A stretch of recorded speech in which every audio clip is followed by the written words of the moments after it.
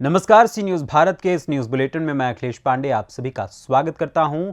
इस news bulletin में बात होगी मिर्जापुर की, जहां प्रसिद्ध एवं ऐतिहासिक बेचूबीर बाबा का 3 दिवसीय मेला आज से हुआ प्रारंभ। आगे बात होगी फिरोजाबाद की, जहां ऑपरेशन जागृति से जागृत होकर बेटियां बनेंगी बहादुर।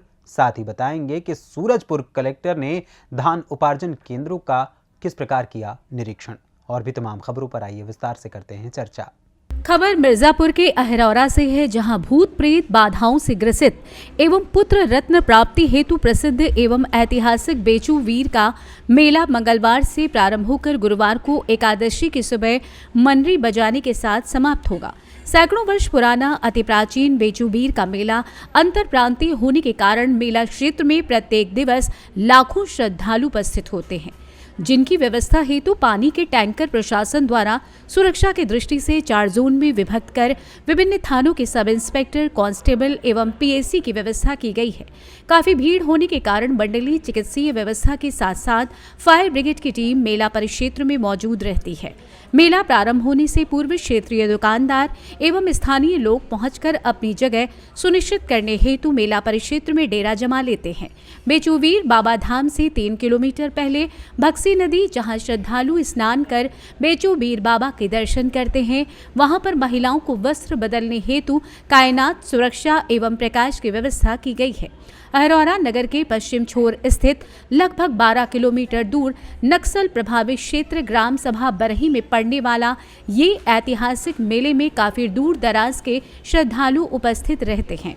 ये मेला अंतरप्रांतीय होने के कारण महाराष्ट्र, पश्चिम बंगाल, उड़ीसा, बिहार, छत्तीसगढ़, झारखंड, मध्य प्रदेश, उत्तराखंड सहित उत्तर प्रदेश के दूर दराज जिलों से लोग यहाँ मन्नत मांगने के लिए आते हैं, जहाँ बेचू वीर बाबा उनकी मुरादें पूर्ण करते हैं।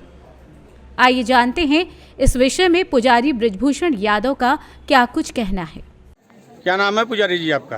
ब्रजभूषण यादव। ये मेला कब से चालू हो रहा है और कितने दिन तक चलेगा? आज 20 तारीख से चालू हो रहा है और यह 22 की रात को पूजा होगा, 23 को समापन होगा। और ये मेला की विशेषता क्या क्या है?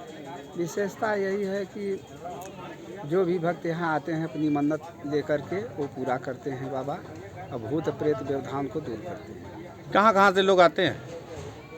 यह आपका जो है कि पूर्वांचल जैसे गाजीपुर, बलिया, जौनपुर, बनारस और बिहार के लोग आते हैं, और दिल्ली, कलकत्ता, बम्बई, गुजरात, महाराष्ट्र से लोग आते हैं। मेले में कितने लोगों को आने की आशंका है? लगभग 6-7 लाख आने की आशंका है। 6-7 लाख आने की। हाँ।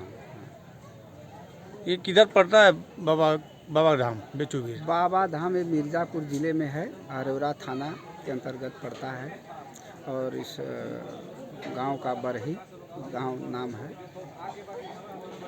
यहाँ पे जो भी मन्नतें लोग मांगे वो पूरा होता है? पूरा होता है। ज़्यादातर क्या मन्नतें लोग लेके आते हैं? जैसे कि पुत्र की मन्नतें लेकर के आते हैं। पुत्र प्राप्ति की? हाँ, प्राप्ति। ठीक। मिर्जापुर से सी न्यूज संवाददाता अनिल केसरी की रिपोर्ट। फिरोजाबाद जिले के शिकोहाबाद में स्थित बीडीएम महाविद्यालय में ऑपरेशन जागृति अभियान के तहत एवं यातायात जागरूकता माह के क्रम में छात्राओं के साथ गोष्ठी का आयोजन किया गया। कार्यक्रम के अतिथि वरिष्ठ पुलिस अधीक्षक आशीष तिवारी, उप जिलाधिकारी विवेक मिश्रा, सीओ देवेंद्र कुमार, तहसीलदार राखी शर्मा, चेयरमैन रानी गुप्ता, क्षेत्रीय वन अधिकारी उपासना सिंह मौजूद थे। कार्यक्रम की शुरुआत छात्राओं ने स्वागत गान के साथ की। कार्यक्रम में बोलते हुए वरिष्ठ पुलिस अधीक्षक आशीष तिवारी ने कहा कि ऑपरेशन जागृति के माध्यम से सार्वजनिक स्थलों, विद्यालयों में पहुंचकर जागरूक किया जा रहा है।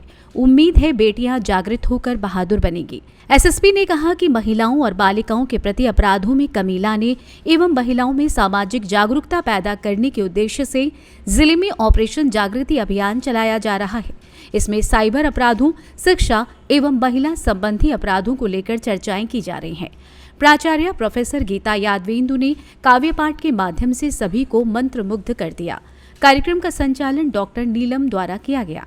इस अवसर पर प्रीति सिंह, थाना प्रभारी अनिल कुमार, एसएसआई तेजवीर सिंह, राजीव गुप्ता, नीता धनगर, प्रोफेसर सीमा रानी जैन, प्रोफेसर शशि प्रभा तोमर, दर्शना कुमारी, डॉक्टर माया गुप्ता, डॉक्टर नम्रता प्रसाद, ब्यूटी सिंह, पूजा राजपूत, पल्लवी, डॉक्टर मोनिका सिंह, डॉक्टर ममता, पिंकी, निधि, समृद्धि एवं समस्त शिक्षक कर्मचारी गणों के अलावा नगर के गणमान्य नागरिक मौजूद रहे। आइए जानते हैं इस विषय में जिला फिरोजाबाद वरिष्ठ पुलिस अधीक्षक आशीष तिवारी ने आगे क्या कुछ बताया। देखिए, जो माननीय मुख्यमंत्री जी का मिशन शक्ति प्रोग्राम है उसमें एडीजी जोन हमारी आगरा उनके अंडर में ऑपरेशन जागृति लॉन्च हुआ है, जिसका उद्देश्य है जो महिलाएं हैं उनको जगाना 4 मुद्दों पर।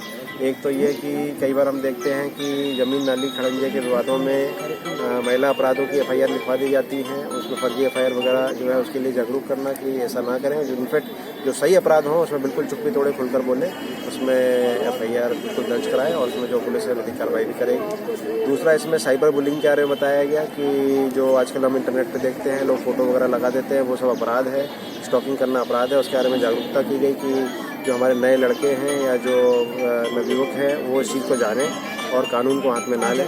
तीसरी, इसमें जो हमारा मुद्दा है वो यही है कि घर के अंदर में एक ओपन वातावरण हो जिसमें अभिभावक बच्चों के साथ में बात करें और जो सभी मुद्दों के बारे में बात करें, जिससे कि किसी प्रकार की अपरिहार्य घटना घर के अंदर में ना हो। और कई बार हम लोगों को लड़की जाने के या 363 के मुकदमे लिखने पड़ते हैं, तो इस तरह की घटना ना हो। उसमें परिवार के लेवल पे जो है वो एक अच्छा संवाद बच्चों के साथ में स्थापित होना चाहिए। और लास्ट ये है कि काउंसलिंग, जो हमारा विक्टिम होते हैं स्त्री अपराध के अंदर में उनकी काउंसलिंग, उनके परिवार की काउंसलिंग, उस काउंसलिंग को किया जाए। समाज उसको सहानुभूति से, उसमें जो है एम्पैथी के साथ में उनके साथ में काम करे। इस तरीके से एक समाज में व्यापक बदलाव आएगा और निश्चित रूप से जो हमारी महिलाएं हैं वो सशक्त होंगी। और हमारा जो स्त्री अपराध है वो लगभग 20% के आसपास स्त्री अपराध सभी अपराधों का होता है, तो उसको सरकार की टॉप प्रायोरिटी है उसको प्रिवेंट करने की। और इसी क्रम में मुझे लगता है ऑपरेशन जागृति एक अच्छे रिजल्ट देगा। Thank you sir. फिरोजाबाद से सी न्यूज संवाददाता सनीश कुमार गुप्ता की रिपोर्ट। खबर करनाल से है, जहां बता दें कि जिला करनाल लघु सचिवालय के बाहर खड़े एसपी करनाल से गुहार लगाने के लिए पीड़ित पति पत्नी पहुंचे। यहां तक कि उन्होंने शिकायत पत्र पर लिखा कि हमारी लड़की को लेकर मकान मालिक का बेटा अमन रफू चक्कर हो गया है, जिसको लेकर हमने थाना निगदू में शिकायत दी थी, लेकिन थाना निगदू ने कोई भी कार्रवाई नहीं की, जिससे हम लोग बिल्कुल संतुष्ट नहीं हैं और ना ही आरोपी की कोई धरपकड़ है। फिलहाल वहां पर एएसआई निर्मल कुमार ने हमें डांटने और फटकारने का काम किया है। वहीं वर्दी की धौंस दिखाते हैं और धमकी भी देते हैं, तुम्हारी एक लड़की को तो वो लोग उठा कर ले गए, दूसरी लड़की को भी उठा ले जाएंगे तो फिर क्या कर लोगे। लड़की की मां ने बताया कि मेरी बेटी की उम्र 21 से 22 वर्ष है, हमें डर है कि हमारी बेटी को इन लोगों ने कुछ कर ना दिया हो, इसलिए हमें कोई भी जानकारी नहीं दी गई। मकान मालिक हम पर दबाव डालता है कि हमने अपनी दी हुई शिकायत अगर वापस नहीं ली तो अच्छा नहीं होगा। आइए सुनाते हैं कि क्या कुछ कहा किराएदारों ने। ले गया उठा के ये मकान किराए वाले जिनका किराए पर मकान पर आए थे उनका लड़का ले गया था। उठा के ले गया। क्या कुछ हुआ था, क्या कुछ पूरा मामला था, कैसे बात शुरू हुई थी? बस कुछ नहीं बात, हम लोग तो थे नहीं घर पे, हम मरगत में गए हुए थे, हमारे जवाई का भाई गुजर गए थे। हम आए थे सामने 8 बजे, आकर मैंने फोन किया तो फोन बंद आ रहे थे, तो उनका दुकान वाले को क्या फोन कर दोबारा, उन्होंने बोला अंतिम में तो 7 बजे के गई हुई अपना घर, तो 7 बजे के गैब कर। किसने बताया आपको कि लड़के को? आप तो बाहर थे, आप तो घर पे थे नहीं, तो आपको किसने बताया कि? तो मैंने, उनका भाई आया था छोटा वाला एक, अच्छा, उन्होंने बोला उनका सब्बो किधर गई, मैंने बोली मैं भाई सब्बो तो दुकान पे है, सब्बो तो नहीं आई दुकान पे था। तो उन्होंने फिर मेरा तो नंबर दिए कि दुकान वाले का फोन करके पूछ लो, मैं बता दूंगा सारे। मैंने उनको फोन किया, फिर उन्होंने बोला उनका 7 बजे के गई हुई, मैं घर पर नहीं आई भैया। जो लड़का ले गया उनके परिवार वाले धमका भी रहे? मैं परिवार वाले धमकावे, कभी क्या बोल रहे हैं बिजली काट देंगे। करनाल से सी न्यूज संवाददाता बिंदर शर्मा की रिपोर्ट। सिद्धार्थनगर जिले में एक मासूम बच्ची के साथ दरिंदगी का मामला सामने आया है। 4 वर्षीय मासूम बच्ची के साथ दुष्कर्म के आरोपी 24 वर्षीय युवक को पुलिस ने जेल भेज दिया है। पीड़ित मासूम का इलाज माधव प्रसाद त्रिपाठी मेडिकल कॉलेज में चल रहा है, जहां उसकी हालत खतरे से बाहर बताई जा रही है। पीड़ित बच्ची और आरोपी युवक दोनों एक ही गांव के निवासी हैं। मामला सिद्धार्थनगर जिले के जोगिया कोतवाली के कटही गांव का है। पीड़ित मासूम के घर वालों के अनुसार बीती रात गांव में छठ का कार्यक्रम चल रहा था। उनकी बच्ची भी गांव में छठ के इस कार्यक्रम को देखने गई थी। वहीं से बहला फुसलाकर गांव के ही निवासी 24 वर्षीय युवक ने मासूम के साथ इस शर्मसार करने वाली घटना को अंजाम दिया। पीड़िता के पिता ने बताया कि जब उनकी बेटी घर पर आई तो वो खून से लथपथ थी। जिसे देखकर वे लोग परेशान हो गए और जब बच्ची से पूछा तो उसने अपनी मासूम बोली में इस घटना को बताते हुए इस युवक का नाम भी बताया जिसने इस घटना को अंजाम दिया था। पीड़िता के पिता ने बताया कि उन्होंने तत्काल इसकी सूचना स्थानीय पुलिस को दी और बच्ची को चिकित्सीय सहायता के लिए फौरन अस्पताल लेकर आ गए। पीड़ित मासूम के घर वाले युवक के खिलाफ सख्ती व सशक्त कार्रवाई की मांग कर रहे हैं। इस मामले में अपर पुलिस अधीक्षक सिद्धार्थ ने बताया कि पिछली रात पुलिस को इसकी सूचना मिली। पुलिस ने फौरन आरोपी को गिरफ्तार कर लिया और बच्ची को चिकित्सीय सहायता उपलब्ध कराई गई। अपर पुलिस अधीक्षक ने बताया कि आरोपी पुलिस की गिरफ्त में है और सुसंगत धाराओं में मुकदमा पंजीकृत कर उसे जेल भेजा जा रहा है। आइए जानते हैं इस विषय में लड़की के पिता महेश और अपर पुलिस अधीक्षक सिद्धार्थ नगर धर्मेंद्र कुमार का क्या कुछ कहना है। सर मेरा नाम महेश है, मैं कठी का रहने वाला हूँ। हमारी 4 साल की बच्ची है सर। गांव में डीजे बज रहा था, छठ पूजा था, सब बच्चे देखने गए थे, मेरी बच्ची भी गई थी। और मेरे ही गांव का एक लड़का इसको बहला फुसला के 24 साल का था, वो बहला फुसला के लेके गया, 4 साल बच्चे के साथ दुष्कर्म किया है। हमारा यही गुजारिश है सर सरकार से कि उसको सख्त से सख्त सजा दी जाए। उसको छोड़ा मत जाए, या तो फांसी दे दिया जाए या तो उसको सजा दिया जाए। बच्ची जब घर आई है तो बिल्कुल सर ब्लड से लथपथ थी और जब हमने उसका ब्लड देखा तो हम घबरा गए कि क्या हुआ। इसके बाद हमने तुरंत थाना पे खबर किया है, थाना वाले पहुंचे हैं, तुरंत एम्बुलेंस बुलाए हैं, उसके बाद हमको ला के एडमिट किया है। तब से सर यहीं पे हैं हम। अभी कुछ आराम है सर। हाँ किए थे सर, तो तत्काल बताए थे, जब ये घटना हुई है तभी हम तुरंत बताए थे।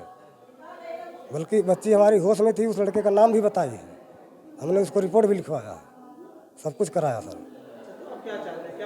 अब उसको हम चाहते हैं कि सरकार सख्त से सख्त सजा दे उसे, ठीक है, ऐसा सजा दे कि फिर दोबारा कोई सी एक कर्म करने के लिए सोचे कि 4 साल बच्चे के साथ कैसे किया जाता है, कोई सोच ना पाए कभी जिंदगी में। कल दिनांक 19/11/23 को देर रात्रि थाना जोगिया पर यह सूचना प्राप्त हुई कि ग्राम कठई में एक 4 वर्षीय बच्ची के साथ दुष्कर्म की घटना घटित हुई है। पुलिस द्वारा तत्काल मौके पर पहुंचकर पीड़िता को चिकित्सीय उपचार व मेडिकल परीक्षण हेतु चिकित्सालय रवाना किया गया तथा विधिक कार्रवाई करते हुए सुसंगत धाराओं में अभियोग पंजीकृत किया गया है। पुलिस द्वारा नामित अभियुक्त को हिरासत में लिया गया है। अग्रेतर विधिक कार्रवाई करके उसे शीघ्र माननीय न्यायालय रवाना किया जाएगा। मौके पर शांति व्यवस्था कायम है। सिद्धार्थनगर से सी न्यूज संवाददाता धर्मेंद्र कुमार की रिपोर्ट। खबर छत्तीसगढ़ के सूरजपुर से है, जहां कलेक्टर संजय अग्रवाल ने धान खरीदी केंद्रों का निरीक्षण किया। उन्होंने आदम जाति सहकारी समिति मरिया धान खरीदी केंद्र व देवनगर चंद्रपुर में चल रही धान खरीदी का अवलोकन कर धान बेचने आए किसानों से बातचीत की। उन्होंने बायोमेट्रिक सिस्टम से हो रही धान खरीदी का मुआयना भी किया और संबंधित विभागीय अधिकारियों एवं संबंधित प्रबंधक को आवश्यक दिशा निर्देश दिए। आपको बता दें कि 1 नवंबर से 31 जनवरी तक किसानों से धान खरीदी की जानी है, जिसमें कुछ धान खरीदी केंद्रों में धान खरीदी की शुरुआत आज से शुरू हो गई है, जिसमें आदम जाति सेवा सहकारी समिति मरिया धान खरीदी केंद्र देवनगर व चंद्रपुर शामिल हैं, जहां कलेक्टर संजय अग्रवाल ने किसानों की उपस्थिति में पूजा अर्चना कर धान खरीदी का शुभारंभ किया। इसके साथ ही उन्होंने उपस्थित किसानों को माला पहनाकर उनका सम्मान भी किया। वहीं उन्होंने किसानों से धान की किस्मों और पैदावार के संबंध में चर्चा की। इसके साथ ही जैविक खेती पर भी चर्चा की और आगामी फसलों में इसे अपनाने के लिए प्रेरित किया। ज्ञातव्य हो कि खरीफ विपणन वर्ष 2023-24 में जिले के 54 धान खरीदी केंद्रों में धान बेचने के लिए 55,291 किसानों ने 80,173 हेक्टेयर रकबे का पंजीयन कराया है।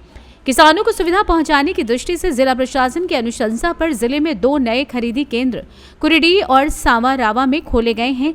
इस वर्ष बायोमेट्रिक आधार पर धान खरीदी की जा रही है, जिसके तहत धान बेचने आए किसान के अंगूठे या आईआरएस से उसकी पहचान कर सत्यापन ऑनलाइन किया जा रहा है। छत्तीसगढ़ से सी न्यूज संवाददाता सुरेंद्र साहू की रिपोर्ट।